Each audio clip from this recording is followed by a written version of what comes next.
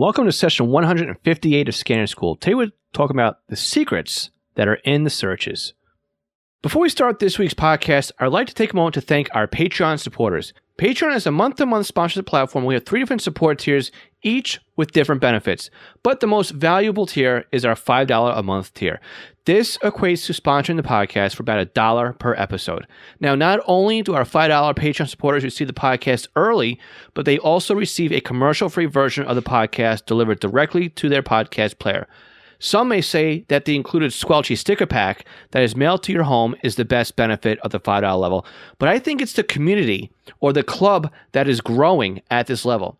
You see, we meet once a month on Zoom and we have a roundtable discussion about scanning, ask questions, offer advice. Some of the members are answering other people's questions, and we just talk with our fellow Scanner School classmates. This is an exclusive group for our $5 Patreon members. Now, again, if all this wasn't enough at that level, you'll also receive discounts to upcoming Scanner School courses and offerings. Now, you can help support Scanner School by going to www.scannerschool.com/Patreon or www.scannerschool.com/support. Now, I'd like to thank all of our Patreon supporters at all levels, and they are Brian King, Buzz Gold, Chris Paris, Craig Harper, Dan, Ed Walsh, Eddie K, Edward Dufour, Glenn Bryden, Guy Lee, James Felling, James Peruta, Jeff Block, Jenny Taylor, Jim Heinrich, John Goldenberg, Ken Newberry, Kenneth Fowler, Kevin Zwicky, Lenny Bauer, Mark Thompson, Mark Beebe, Michael Kroger, Paul Teal, Raymond Hill, Richard Armstrong, Ronnie Bach, Sal Marandola, Tim Mazza, Todd Glendy, and William R. Can. Now let's start the podcast. Welcome to The Scanner School, a podcast dedicated to the scanner radio hobby. Class is about to begin. Here is your host, Phil Lichtenberger. Welcome to Scanner School. We teach you everything you need to know about the scanner radio hobby. All the session notes can be found online on our website at scannerschool.com/session 158.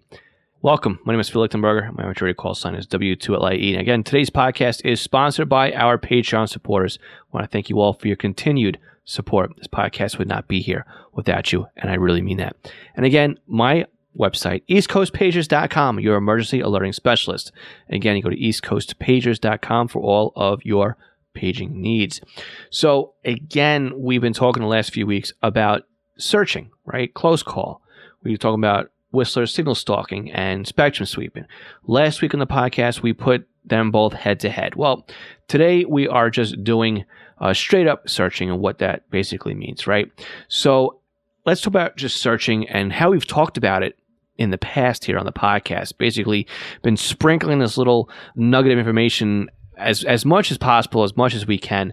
And I think now is time to really talk about it, because with the last few weeks, again, talking about searching, this is a really good time to bring up this conversation. Plus, it's the end of the year, so maybe some of us have some downtime, and it might just be a good chance just to try something new on a scanner before you actually even program it up. If you got one for the holidays, go ahead and put it in search mode, because it's really easy to do. You don't really need to do much to program it up for searches. So let's talk about way back on session 27, just regular old 027 of the podcast. We talked with Michael Mann about Mil-Air monitoring and how he uses his scanners to listen to the practice runs that are on the bases that are really close to me, because he lives out in Arizona. And again, he finds a lot of frequencies by putting his scanner into search mode. Well, on session 47, I talked about my experiences when I went on a cruise ship with my scanner and the systems that I found there, and again, what I've heard while we were docked in port and everything else like that. Session 143, which is a really recent podcast, just a little more than 10 episodes ago. And we talked with Chris Paris, and it's basically when I coined the phrase with him, the secrets are in the searches. I've been saying that pretty much ever since. And again, Chris uses searches when he's traveling, because he travels a lot through work. When he lands in certain cities, he will take out his scanners and go through searching of the federal bands. And that's where we find a lot of new and interesting things to monitor on our scanners. So why do we want to search? Well, like I just said, there's a lot more out there than what we have downloaded off the internet and what we programmed into memory in our scanner. There's a whole world out there, right? And not every frequency has been identified, right? You can't really trust other people to find stuff for you at all times, right? There's plenty more out there than what's been submitted into Radio Reference and other websites as well. And again, you may find something completely different and something interesting, right? So let me tell you a bit of a story about how I find some things and what I found interesting. Well, I go through periods where I just can't sleep, right? And it just may be because of stress or because my mind can't stop moving, or I got just too much on my plate and I'm just busy doing things. And before I know it, it's 3, 4 a.m. in the morning, right? And during a bout of this during the past summer, what I did was I was playing around with SDR at the time, just fiddling around with things. And I just couldn't sleep and I couldn't shut this thing off, and I'm just playing around with things. And it just so happened I was in the federal band and I see a spike come up, go down, come up, go down. I'm like, oh, that's interesting. What's there? You know, what is that's transmitting? So I parked the SDR on there for a little bit and I can hear people talking in DMR. Well, okay, this is pretty cool. Doesn't seem like it's a trunk system because they keep coming up on the same frequency. And it's 3 a.m. or so, right? It shouldn't really be that busy of a frequency, but it is. It's busy. And it sounds like they're trying to get things organized and loaded up on trucks. I'm like, what is this? And then it dawns on me. This might be the Postal Service sorting out mail to go out for the next day. So as I'm listening to it, I'm like, yeah, this is definitely what that is. You know, they're talking about different trucks and different things and make sure this gets over there. So I look up the frequency on Radio Reference, and what I find out, it's the Postal Police frequency for P25. But this is not the Postal Police, and it's not P25, it's DMR. So on one of the Zello nights, I kind of brought this up, and Chris Parris happened to be on it, and he says, yeah, he goes, I've noticed the same thing in different areas, that some of the sorting facilities use DMR. All right, confirmation right there. I never would have known that, though. I would never have had this conversation with Chris if I didn't actually go out and search these things myself, right? Another thing I found out while I was searching too was going through some of the ranges. I actually found there was a local military installation here that has a trunk system, and I never really thought I could monitor it from here. Well, guess what? I'm listening to security patrols on a talk group, middle of the night, on something I thought was way too far for me to pick up, so I never even bothered programming to my scanner. Right? These are things that I'm finding out as I'm searching on my scanner, using the SDR, right? There's a lot of stuff out there. There's a lot of stuff that we don't actually program into our scanners. All right, so that's good enough for conventional. What about trunking, though? Well, we talked on session 135 with Jackson, and he's mapping out trunk systems, and he's mapping them out by searching for trunk IDs or unit IDs as well, right? He's mapping out where all these radios are going. He's searching the system to get a better understanding of the layout. Maybe he'll find out another talk group shows up there, or something else is linked, or there's roaming, right? You don't know. I mean, there's things that are out there that are it's the X-Files, right? They're out there. But searching, and you could tell, right? I'm passionate about this because what happens if your local police goes encrypted or your fire, everything goes encrypted, right? You got to know what else is out there to monitor, right? This is where searching comes in. Searching is fun. Searching is something you could do with your scanner out of the box before you even program it. I mean, even the SR30C entry-level scanner has search ranges built in for marine, weather, ham, railroads, and CB. Just name a few, right? You don't need to know these ranges to set them up in your scanner. They're already built in. But if you do know what ranges you want to search in, you can put them in as well. And we'll talk about that right after the break. Did you know there are ways to help support the Scanner School podcast that doesn't take any time or any extra money on your part? If you go to scannerschool.com/support, you will find we have several ways that you can continue to do your online shopping and help support us. We have links to Amazon. If you click on our link before you go to Amazon, anything you buy from there will help support Scanner School. Now, if you're in the market for a brand new scanner, an antenna, other accessories, we have links to Scanner Master, where you can not only purchase a scanner and accessories, but you can also get your radio programmed. And by clicking on our link before you buy, you are helping to support the podcast. Now, if you're in the market for software, we have links to Butel. And if you want something new to you, we also have links to eBay. Again, just go to scannerschool.com/support before you make your purchases, and you are helping to support Scanner School at no additional cost to you. This session of Scanner School is sponsored by East Coast Pagers. Now, East Coast Pagers is one of my online companies, and we are Unication, Apollo, and Swiss phone dealers serving the North American market. Now, if you're looking for a personal use pager or one for your department, we can get you a quote at the very best prices. So why does a company like East Coast Pagers support Scanner School? I think that every Scanner radio user should at least put one pager in their collection of radios. The reason why is very simple. It frees up your scanner to just do scanning, and then you have one radio that's dedicated to your local fire activity. Now, with a pager, you can have voice storage. You can do tone outs. You can keep it silent. You can go back the next day and listen to what you've missed overnight. It's more than you can do with an out-of-the-box scanner. And with today's pagers having multiple frequencies and even having multiple channels in a scan list, like the Unication G1 can do 8 channels in a scan list. It has 64 memory channels, and out of the box, it comes with 11 minutes of stored voice and a desktop charger. The G2s to G5s, they do P25 Phase 1 and Phase 2 in simulcast environments with stored voice, paging on conventional and P25.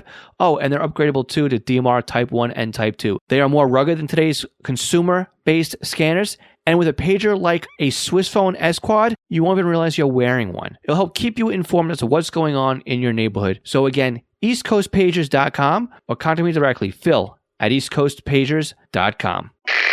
Do you have a new scanner? You're having problems understanding how it works? Maybe you're new to the entire Home Patrol database of programming and you can't figure out Sentinel. Did you get a new SDR and you're trying to figure out how to install it? Or you want to learn how to use Unitrunker, DSD Plus, maybe set up a PieAware, or even just make some changes and you don't understand how the system and the equipment works?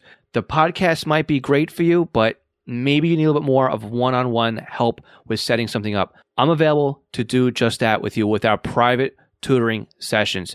You can book me online by going to scannerschool.com/consulting for a 1-hour session. And it's great because we can actually share computer screens remotely, and I can guide you through step by step as if I was sitting right next to you. So again, book me for an hour at scannerschool.com/consulting for your Scanner Radio one-on-one tutoring session. National Communications Magazine is your personal library of scanner, CB, GMRS, FRS, MURS, and two-way radio articles written by the best minds in the business over the past 3 decades. Your NatCom personal online access account allows you to download the newest issues of America's Hobby Radio magazine, as well as back issues too. So visit natcommag.com to download your free sample issues and sign up today. That's natcommag.com for National Communications Magazine. So again, we teased it on the other side of the break, right? You can have different search ranges set up for what you feel like listening to, and that's what I do on my scanners. Some days I want to scan aviation. That's great. Some days I'll grab my ICOM, ICR5, the ICR10, maybe even the ICR1, depending how I feel, right? Maybe even a Yaesu receiver I have floating around, or just a scanner, right? Some days I want to scan or just find out what's out there in the short wave bands, right? It's a nice summer night, it's outside, and I'll just grab one of those radios and light them up, do a search. Some nights I want to grab, or some days I grab my scanners and just throw them around and put them in search mode. Pre-canned searches or my own searches. Like, you want to listen to Federal. Well, you want to scan the Federal VHF and then the Federal UHF bands together, right? So you make 2 search banks and you set them up to go together. Or maybe you want to search for, I don't know, MERS, business band radios, FRS, GMRS. You want to find something going on in your neck of the woods. It's a great place to do it while you're out shopping, right? Is to put the scanner in search mode and see what you can pick up. Down by an airport is another great place to put in your scanner in search mode. Even if you're just like going fishing and you take your scanner with you, right? You don't know what you're going to find. Sometimes you'll find things out of band down there in the Marine band. Yeah, it happens. What I like about some of the scanners I use though is that you can set up searches in banks, right? Set up search ranges and define them. So you've got 10 custom search ranges. And I was just setting up with Lee. We had a tutoring call. Lee hired me this past weekend to do a tutoring call with him. And we went through exactly that situation on his BC325 P2.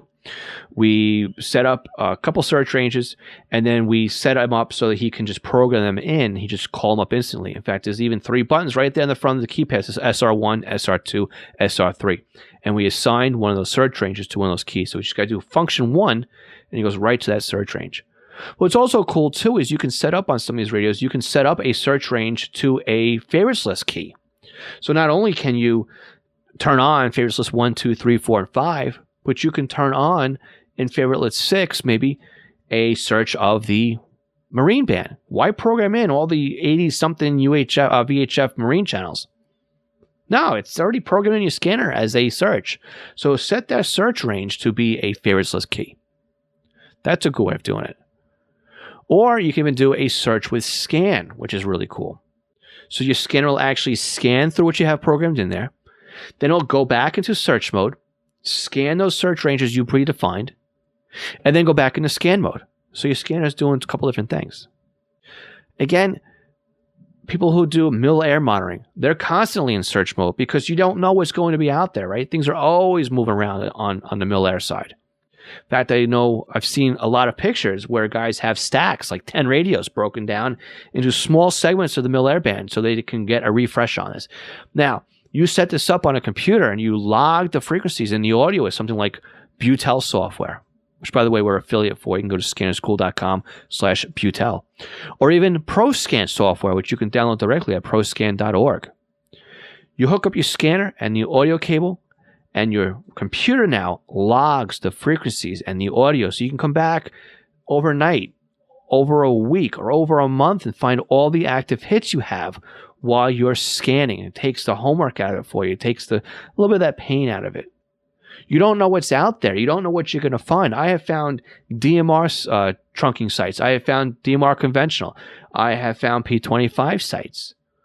You find staging sites. You find things that aren't on your radar. Maybe they're set up, they're not supposed to be, or they're borrowing somebody else's license, right? These are all cool things that can happen when you take your scanner and put them into search mode. This is why we say, right, the secrets are in the searches. So I invite you, move outside your comfort zone a little bit next year, or at the end of this year, right? Or depending on when you're listening to this. Hit that search button on your scanner before you program it up. Play around with it, right? It's the time of year where maybe it's time to try something a little bit different. Again, maybe you're getting tired of listening to the same thing. Maybe it's just an odd night and you want to do something different. Just push that button. Throw the scanner in search mode. What's going to come up? You might have to lock out a few birdies. Yeah, true. But who knows what else you'll find there. Do it during snow season. Maybe you'll find some plow companies out there. Who knows? That time of year. So how do we do here? How is it? It's the end of the year. It's the end of 2020. I hope everybody has a very safe and start to 2021. Everybody stays healthy. Remember, you can go ahead and you can look at the show notes in this one. Scannerschool.com/session 158. Again, check out our pre-release on our SDR training course at scannerschool.com/courses. And please help me help somebody else with the Scanner Radio hobby. Share the podcast with somebody else via email or Facebook group or a tweet or anything. This way I can help somebody else the same way I'm helping you right now with the Scanner Radio hobby. I'd love to do this. So again, have a great New Year's. My name is Phil Lichtenberger. This is Scanner School. We teach you everything you need to know about the Scanner Radio hobby. We'll catch you all next week and next year. 73.